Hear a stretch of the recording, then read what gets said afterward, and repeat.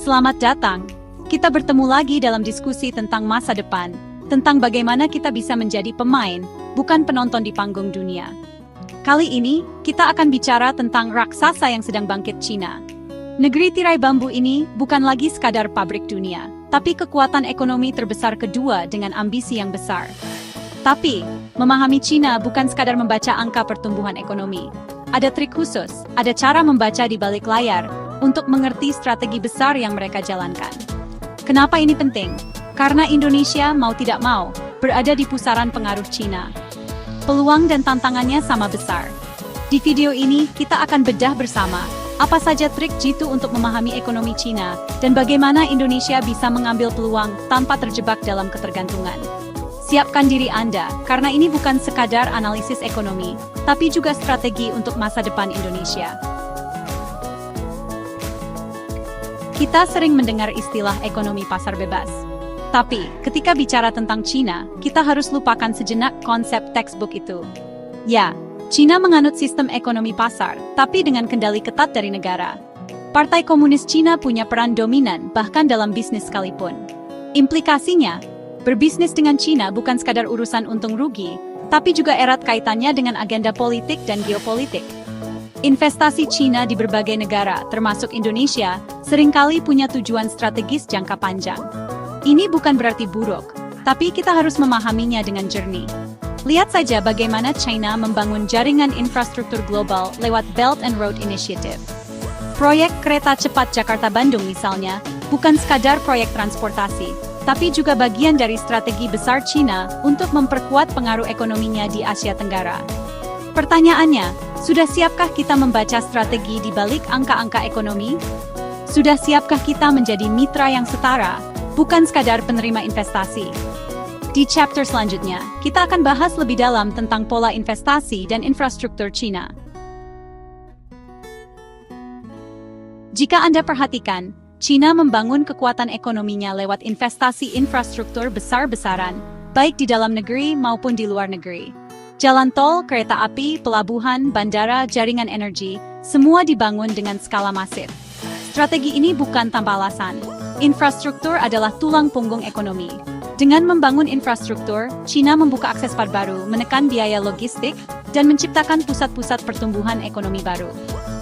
Belt and Road Initiative, yang sudah kita singgung sebelumnya, adalah contoh nyata dari strategi ini. Proyek-proyek infrastruktur raksasa dibangun di berbagai negara, menghubungkan Cina dengan Asia, Afrika, dan Eropa. Bagi Indonesia, kehadiran investasi Cina dalam infrastruktur bisa menjadi peluang, asalkan kita cermat dan strategis. Kita harus memastikan bahwa proyek-proyek ini memberikan manfaat nyata bagi masyarakat, menciptakan lapangan kerja, dan mendorong transfer teknologi.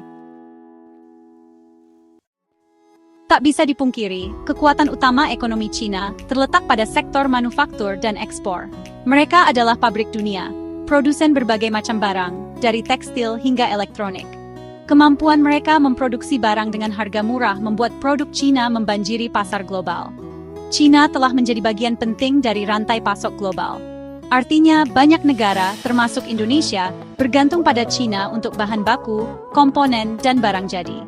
Di satu sisi, ini adalah peluang bagi Indonesia untuk menarik investasi di sektor manufaktur dan menjadi bagian dari rantai pasok global. Namun, di sisi lain, ini juga berarti persaingan yang ketat. Oleh karena itu, penting bagi Indonesia untuk fokus pada peningkatan kualitas produk, inovasi, dan efisiensi agar bisa bersaing dengan Cina. Selain itu, strategi China Plus 1, yaitu melakukan diversifikasi sumber pasokan ke negara lain selain Cina, juga perlu dipertimbangkan.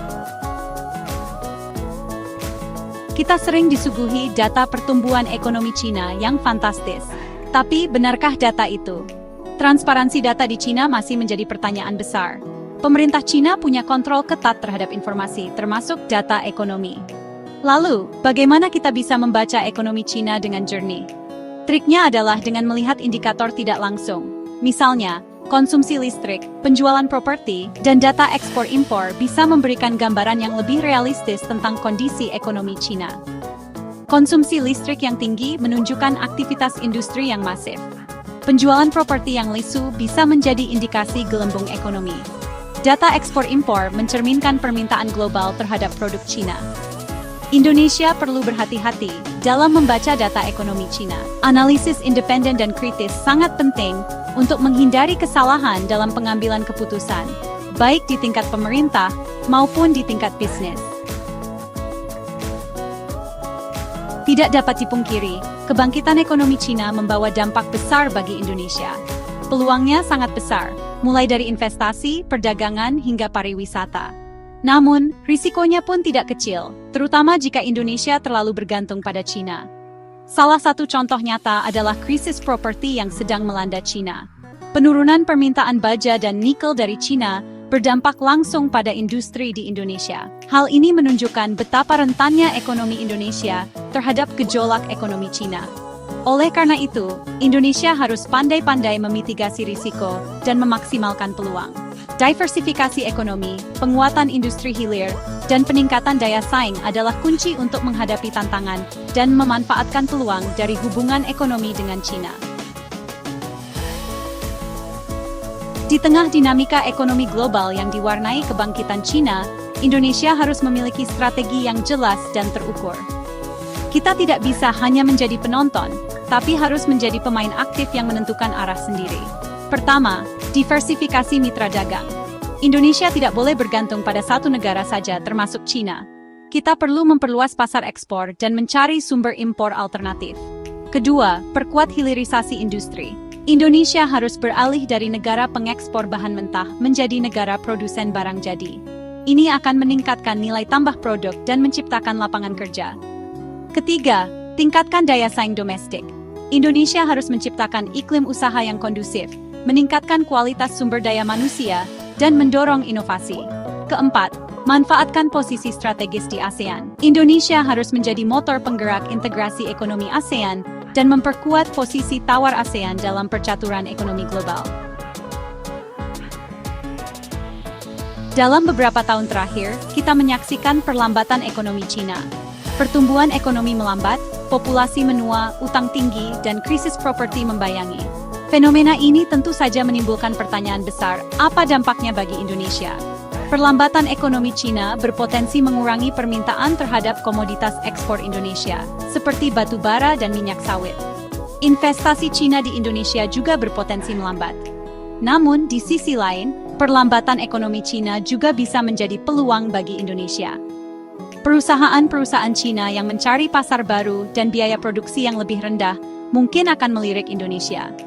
Kunci bagi Indonesia adalah kesiapan. Kita harus membangun ketahanan ekonomi, meningkatkan daya saing, dan mengurangi ketergantungan pada Cina. Memahami ekonomi Cina bukan sekadar membaca angka dan statistik, tapi juga menyelami pola pikir dan strategi besar mereka. Cina adalah pemain catur ulung yang selalu berpikir beberapa langkah ke depan.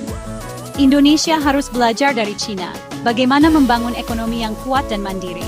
Dengan trik yang tepat, kita bisa mengambil peluang dari kebangkitan Cina tanpa terjebak dalam ketergantungan. Ingat, ekonomi masa depan Indonesia ada di tangan kita sendiri.